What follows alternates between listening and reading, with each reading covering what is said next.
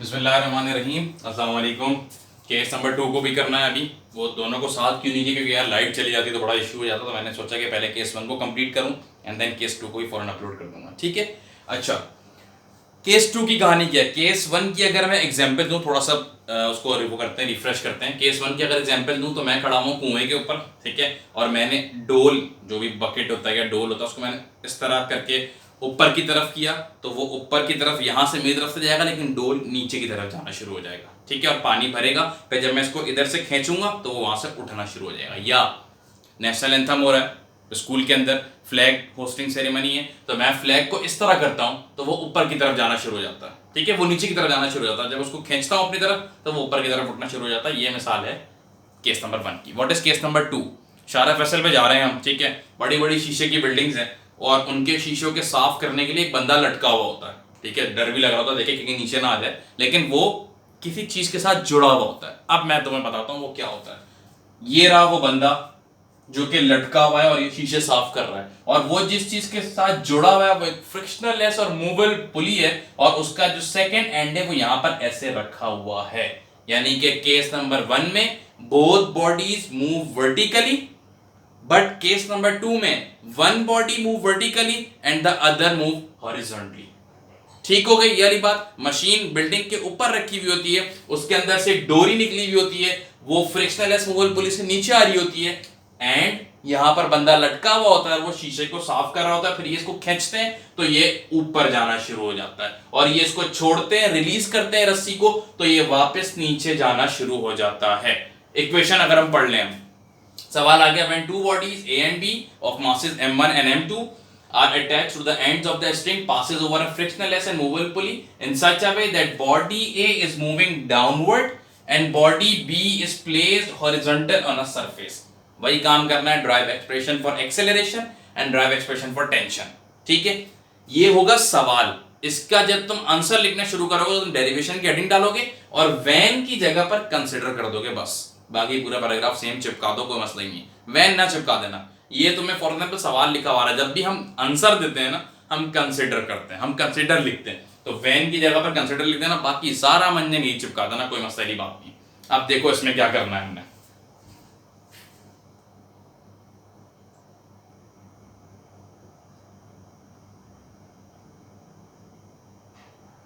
अच्छा, consider forces on body A, case number 2 की बात हो रही है। केस नंबर 1 का देखा था ना, कंसिडर फोर्सेस ऑन बॉडी ए, बिल्कुल सेम केस नंबर 2 का भी यही है, कंसिडर फोर्सेस ऑन बॉडी ए, बिल्कुल सेम। सिर्फ तुमने केस नंबर 1 को तमीज से याद करना है। देखो, there are two forces acting on body A. Body A के ऊपर दो फोर्सेस लग रही हैं। Number 1 is weight of body which is acting downward, जो बंदा लटका हुआ है उसकी बात हो रही है। उसका जो वेट है वो मजबूर कर रहा है उसको नीचे जाने पे, और वो नीचे की तरफ जा भी रहा है। Wait of body which is acting moving downward. W1 is equal to M1G। ठीक हो गया। Tension in the string which is acting upward, जो टेंशन है वो उसको ऊपर की तरफ खींच रही है। ठीक है, वो लटका हुआ है। रिजल्ट क्या निकलेगा? वही सेम जो कि केस नंबर 1 में निकला कि body A is moving downward, body A नीचे की तरफ ही जा रही है। नंबर आगे रिजल्टेंट फोर्स निकालनी होती है, मेन फोर्स।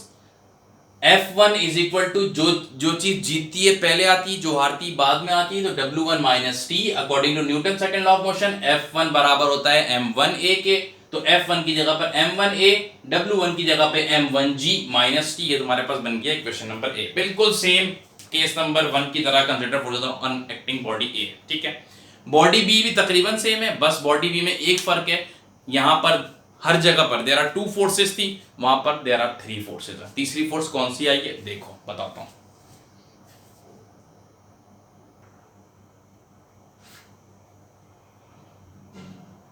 देखो भाई, बॉडी बी की बात हो रही है, consider forces on body B. यहां पर सिर्फ और सिर्फ एक चेंजिंग है, वो क्या है?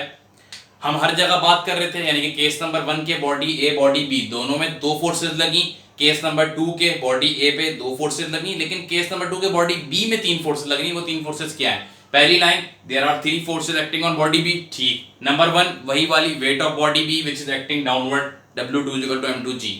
Tension in the string which is acting upward, tension है काम ऊपर खींचना है, सिंपल सी बात हो गई। नंबर 3 क्या है? Normal reaction of the surface which is acting upward. What is normal reaction? पहली बात, ये सरफेस था और इसके ऊपर बॉडी भी रखी हुई थी। ठीक है, ये सरफेस है, इसके ऊपर बॉडी भी रखी हुई है। नॉर्मल, अगर तुम थोड़ा सा रिवर्स जाओ और डायग्राम को देखो तो नॉर्मल रिएक्शन आर क्या था, ये बॉडी है, ये सरफेस है, ये ऐसे रखी हुई है। सरफेस अगर हटा लूंगा तो ये बॉडी कहां चली जाएगी, नीचे, यानी कि इस बॉडी का जो वेट है वो मूविंग डाउनवर्ड ही जा रहा है। लेकिन ये जो सरफेस के ऊपर रखी हुई है ना, तो फिजिक्स मुझे ये कहती है कि इस सरफेस में से इतनी ताकत निकल रही है कि इसने इसको ऊपर मेंटेन करके रखा हुआ है। This is called normal reaction, ठीक है। यानी कि फॉर एग्जांपल एक मिसाल के तौर पे इसका वजन, ये जो बॉडी भी सरफेस के ऊपर रखी हुई थी हॉरिजॉन्टली, इसका वजन है 10 किलो। तो मुझे क्या कह रही है फिजिक्स, वो ये कह रही है कि इस सरफेस में से भी वेट निकल रहा है 10 किलो का और उसने इसको मेंटेन करके रखा हुआ है। यानी कि एक तो ये 10 किलो है जो कि नीचे जाने पे मजबूर हो रहा है, लेकिन एक इसमें से भी 10 किलो निकल रहा है जो इसको ऊपर रखने पर मजबूर कर रहा है। पैराग्राफ देखो, body B is moving towards the pulley, ये पुली की तरफ जा रही है towards the weight of the body and normal reaction of the surface are equal. Normal reaction ये जो ऊपर की तरफ है और वेट ये दोनों इक्वल है, लेकिन अपोजिट इन डायरेक्शन है। नॉर्मल रिएक्शन ऊपर की तरफ जा रहा होता है, वेट नीचे की तरफ जा रहा होता है, ठीक है।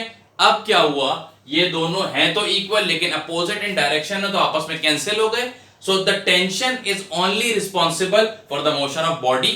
यहां पर काम और ज्यादा आसान हो गया है। Resultant force is equal to सिर्फ टेंशन है, रिजल्टेंट फोर्स की जगह पर F2 is equal to T, और F किसके बराबर होता है, according to Newton second law of motion, F बराबर होता है ma के। तो m2a is equal to T बन गया इक्वेशन नंबर बी। अब इसकी एक्सप्रेशन फॉर एक्सीलरेशन निकाल लेते हैं और टेंशन निकाल लेते हैं, ठीक हो गया।